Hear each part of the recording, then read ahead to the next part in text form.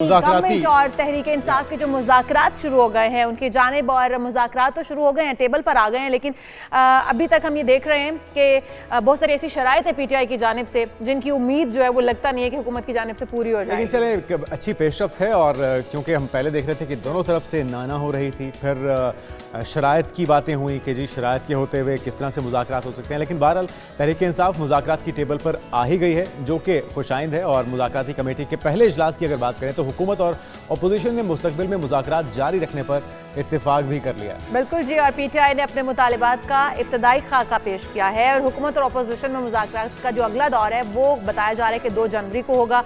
अब जो अपोजिशन ने मुतालिबात रखे हैं हुकूमत के सामने, सवाल यहाँ पर यही है कि क्या वो पॉइंट हुकूमत कंसीडर कर सकती है, क्या वो मानने वाले भी हैं, क्योंकि और जो शख्सियात थी इस मुज़ाकराती अमल में वो काफ़ी क्रेडिबल हैं और यानी कि जोड़ने वाले लोग हैं, वो इंतशार या तकरीब करने वाली लोग नहीं हैं। खुशाइंद बात यह है, ज़रा एक रिपोर्ट देखिए अब तक की पेशरफ्त पे, फिर इस पर तफसीलन बात करते हैं। जमी बर्फ पिघलने लगी, मुज़ाकरात का आगाज हो गया। पहला राउंड पार्लियामेंट हाउस में हुआ जिसकी सरबराही स्पीकर कौमी असम्बली अयाज सादिक ने की। मुज़ाकरात में हुकूमती इत्तेहाद की जानिब से नायब वज़ीर आज़म इसहाक डार, इरफान सिद्दीकी, राना सनाउल्लाह, नवीद कमर, राजा परवेज अशरफ और फारूक सत्तार शामिल हुए। हुकूमत और अपोजिशन मुज़ाकराती कमेटी ने मुज़ाकरात जारी रखने पर इत्तफाक किया। कमेटी ने आइंदा इजलास 2 जनवरी को बुलाने पर इत्तफाक किया। आइंदा इजलास में अपोजिशन मुतालबात की फहरिस्त पेश करेगी। सदीक साजिद, एक न्यूज, इस्लामाबाद। अच्छा, हुकूमती कमेटी के रुकन है सेनेटर इरफान सिद्दीकी साहब, उन्होंने क्या गुफ्तगू की वो भी आपको बता दें।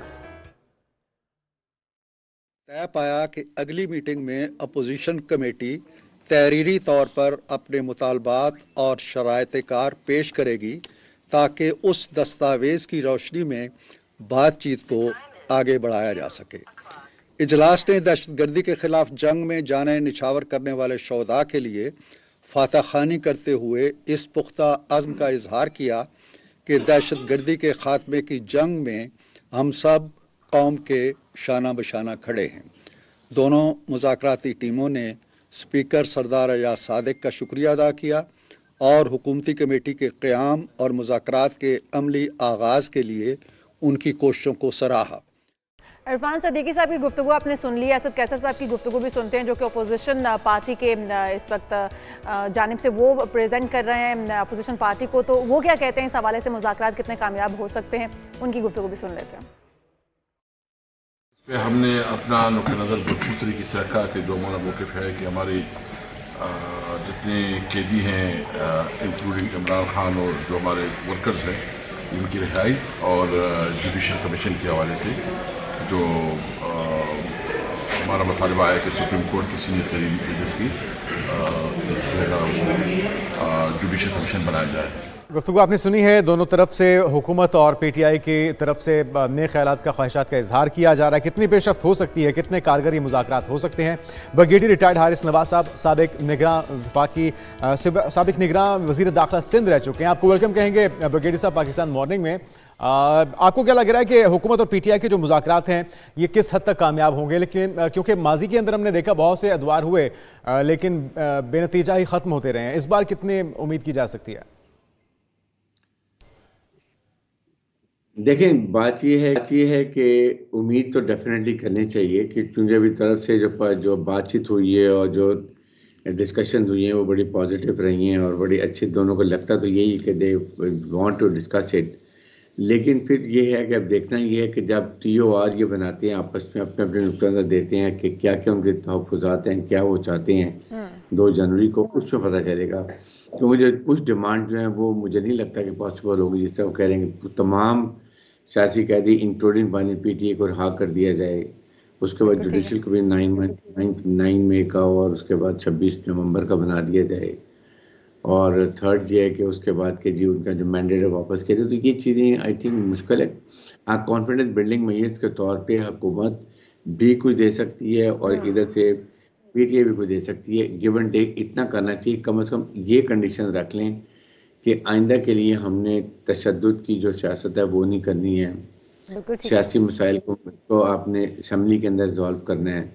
हुकूमत ये कह सकती है PTA से कि जी आप हमारे से एक कमिटमेंट करेंगे, 1-2 साल के अंदर आप कोई इश्तियाल अंगेजी नहीं करेंगे, दोबारा इस्लामाबाद की चढ़ाई करेंगे, अच्छा और ब्रिगेडियर उसके साहब, हम बाद जो शराइत देख रहे हैं जो पीटीआई की जानिब से रखी जा रही हैं, अगर हम देखें तो उसमें सिर्फ उनके बानी पीटीआई का मुतालबा किया जाता है उनकी रिहाई का, या फिर जो 9 मई के कैदी थे उनकी रिहाई का मुतालबा किया जाता है। कहीं पर भी मुल्की मफादात, अवाम के मफादात को मद्देनजर रख के कोई भी शराइत ऐसी हम देखते नहीं हैं। तो क्या ये समझा जाए कि पीटीआई जो कि इतनी बड़ी जमात है सियासी, उसका इस वक्त मकसद सिर्फ एक ही है, अपने जो कैदी थे उनको रिहा करवाना है या फिर बानी पीटीआई को रिहा करवाना?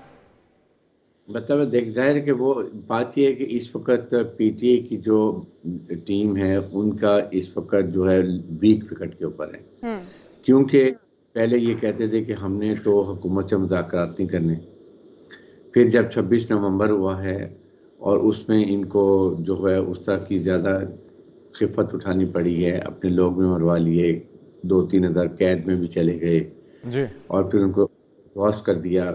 तो इस वक्त हुकूमत स्ट्रॉन्ग विकेट पर है और पीटीए वीक विकेट पर है। अगर 26 नवंबर से पहले ही जाते, उनकी बात मान जाते कि जी आप जलसा ना करें, इस्लाम चढ़ाई ना करें, तो फिर पीटीए स्ट्रॉन्ग विकेट के ऊपर होती। आपने सारे कार्ड्स खेल दिए हैं, इसलिए अब आई थिंक हुकूमत जो ये कह सकती है कि जी ठीक है, हम आपके जो वो कैदी, वो कारकुन जो 144 या माइनर इंसिडेंट्स के अंदर हैं केसेस, हम उनको कंसिडर करते हैं कि उनको रिलीफ दे दें। अच्छा लेकिन ब्रिगेडियर साहब, दूसरा दौर 2 जनवरी को होगा। एक तो ये कि मुज़ाकरात के दूसरे दौर में आपके ख्याल में किन नुकात पर बातचीत होगी, और साथ में मोहसिन नकवी साहब का इस मुज़ाकराती अमल में ना होना, ये किस बात की इंडिकेशन है कि हुकूमत के पास देने को कुछ नहीं है? क्या इस्टेब्लिशमेंट एग्री नहीं थी इन मुज़ाकराती अमल में?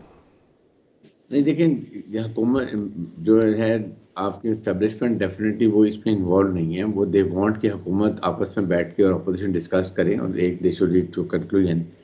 मे भी कहीं लेज के ऊपर वो उनसे हुकूमत जाकर डिस्कस करेगी, ये नुक्ता हम ऐसे बात कर रहे हैं। लेकिन एक बात है, मैक्सिमम जो हुकूमत कर सकती है मेरे ख्याल में, इनके जो माइनर जराइम में आपके इनके कारकुन हैं उनको शायद छोड़, ये as a goodwill confidence building measures के तौर पे वो ये कर सकते हैं कि ठीक है जी इनको हमने छोड़ दिया।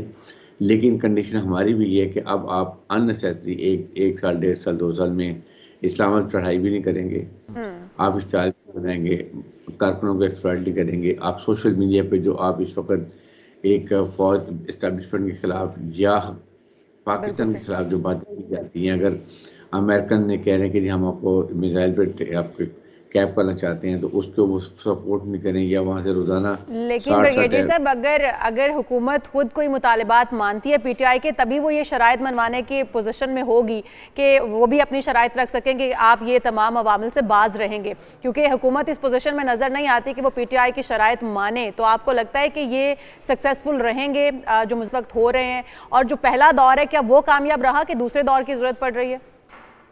नहीं, पहले में तो सिर्फ देखें जस्ट इट मस्ट बी के बैठे हैं तो पूरी टीम भी नहीं थी, इवन पीटीए की पूरी टीम नहीं थी और उधर से भी नहीं थी। तो आई थिंक ये तो एक जस्ट एक फॉर्मल था, बैठ के डिस्कस कर दिए कि आप 2 जनवरी को आराम से बैठ के आप अपने इन राइटिंग मुतालबात पुटअप करेंगे दोनों पार्टीज। और हुकूमत के पास जो एक ही चीज़ मुझे नजर थी वो यही है कि वो कहेगी आपके जो माइनर जराइम में आपके कारकुनों को छोड़ सकते हैं और उसके बदले में आप ये स्टेट की जो सड़कों की सियासत जी आप खत्म कर देंगे, ये मैक्स कर सकते हैं। और ये कैसे हुकूमत के हम आपके केसेस को एक्सपीडाइट कर देते हैं, लेकिन कोर्ट फैसला करेगा, आपको करना पड़ेगा। अभी भी आप देख लेंगे ये जो था तोशाखाना केस का वो डिले हो गया, मैं भी इसीलिए कि कॉन्फ्रेंस बिल्डिंग एकदम माहौल खराब ना हो। 190 मिलियन का ये मुखर हुआ, आप सही कह रहे हैं ब्रिगेडियर साहब। लेकिन आपके ख्याल में वो कौन से पॉइंट्स होंगे जो हुकूमत मानने की और उसको डिलीवर करने की पोजीशन में होगी, और वो क्या चीज़ें हो सकती हैं जिस पे डेडलॉक आपके ख्याल में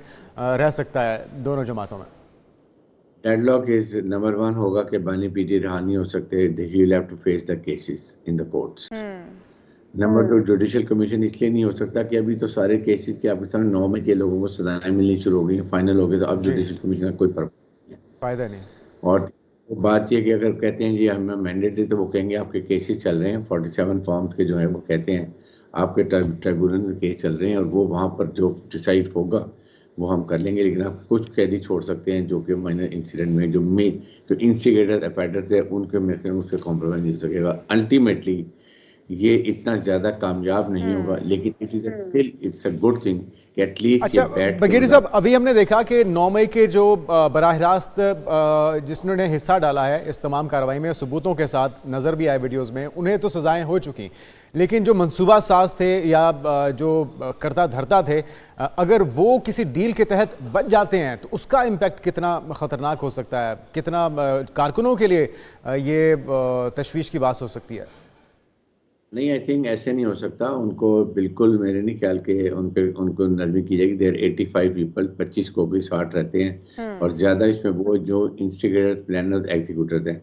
लेकिन एक बात बानी पीटी कर सकते हैं कि अगर वो ये कहें ओपनली कि जी मैं माजरत करता हूँ on behalf of my PT के कारकुनों के कि उन्हें 9 मंथ को नहीं होना चाहिए था, और इस पर मैं अफसोस करता हूँ कि जो शोहदा की कब्रों की यादगारों को नुकसान पहुँचाया बेहुरमती की, इसके ऊपर मैं अपनी कौम से माजरत करता हूँ। मेरे ख्याल में ये एक स्टार्टिंग पॉइंट होगा। अगर ये वो कह देते हैं इससे काफी हद तक पीटीआई तो इस बात से इनकारी है कि 9 मई में उनका कोई हाथ था, तो फिर वो इस बात को एक्सेप्ट करके और माफ़ी मांगने की उस पर कहाँ जा सकते हैं कि वो उस चीज़ की माफ़ी मांग ले जो उन्होंने किया ही नहीं है बकौल उनके।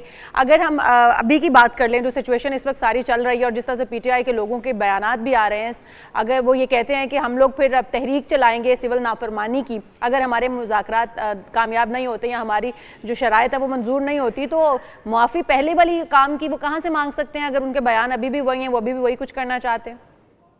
नहीं, देखें, अगर वो अभी कुछ चाहते हैं हल निकालना, तो जब आप मुज़ाकरात कर रहे हैं तो फिर गिव एंड टेक होती है ना। तो अगर आप कम से कम आप ये कहेंगे कि मैं तो ठीक है, मैंने नहीं कहा था, लेकिन मेरी पार्टी के कारकुनों ने जो किया मैं उनके बिहाफ पे माजरत करता हूँ। आप अपनी नहीं कहा, इस तरह भी तो there is a way to say, but कहीं तो करें कि आपने जो मुसल्लह फौज में अवाम में डिवीन करने की कोशिश की है, आपने शहीदों के इस तरह के बेहुरमती की है, उनके फैमिली भाईकीन को अफसोस का बड़ा नुकसान कहते हैं, जिस तरह उनको वो बड़े दिल आज़ारी की है, ये कहीं ना कहीं तो फिर आपको करना पड़ेगा। इतने नेशनल फिर आपकी जो बघेड़ी साहब, वे फॉरवर्ड क्या है? ये खींचातानी, ये डेडलॉक और ये मैं ना मानूं, चाहे वो दोनों तरफ से हो, चाहे वो सियासतदान हो या स्टैब्लिशमेंट हो, ये कब तक चलेगा? और इससे जो डैमेज हो रहा है, क्योंकि हम बड़ी मुश्किल से मईशत के लिए जो इक़दाम हो रहे हैं उसकी बेहतरी के हम फिगर्स भी देख रहे हैं, उसमें बेहतरी आना शुरू हो चुकी है, लेकिन अगर यही डेडलॉक इसी तरह से तमाम स्टेक होल्डर्स के अंदर रहा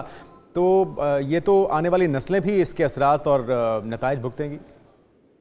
अगर पॉलिटिकल पार्टीज को और पार्टी लीडर्स को अगर पाकिस्तान का ख्याल नहीं है, पाकिस्तान फर्स्ट का वो नहीं सोचते हैं, तो इसका मतलब बहुत ही ये पाकिस्तान की उस कौम के साथ जाती है, और ये सोचना चाहिए कि जाती मफादात पार्टी मफादात को पाकिस्तान फौकियत देते हैं। पाकिस्तान है तो हमें, इसलिए दोनों पार्टियों को कुछ गिव एंड टेक करना पड़ेगा। वो अभी 2 जनवरी के दरमियान में अपनी लीडरशिप से बात कर लें, उनसे ऑथराइज करें कि हमें किस हद तक अलाउ करते हैं कि हम वहाँ पर बैठ के फैसला कर सकें, और जब मेजर फैसले का वक्त आता है तो उस वक्त वो देखें चाहिए जी हमें अब 1 दिन और चाहिए। दोनों पार्टी जाएं, अपने लीडर से बात करें, उनसे डायरेक्शन दें और आके बैठे और फिर हल निकालें। और लेकिन मुझे वो उम्मीद नहीं कि हम ज़्यादा लगा के बैठे। बिल्कुल ठीक कह रहे हैं, अब दोनों जमातों को मिलकर ही मुज़ाकरात को कामयाब बनाना होगा, और ये गिव एंड टेक है। दोनों जमातें एक दूसरे के साथ मिलकर मुशावरत से अगर कुछ एक दूसरे की बात मान लेंगी तो ज़्यादा अच्छा है पाकिस्तान के लिए भी और पाकिस्तानी अवाम के लिए भी। बहुत शुक्रिया ब्रिगेडियर रिटायर्ड हारिस नवाज साहब हमारे साथ मौजूद थे।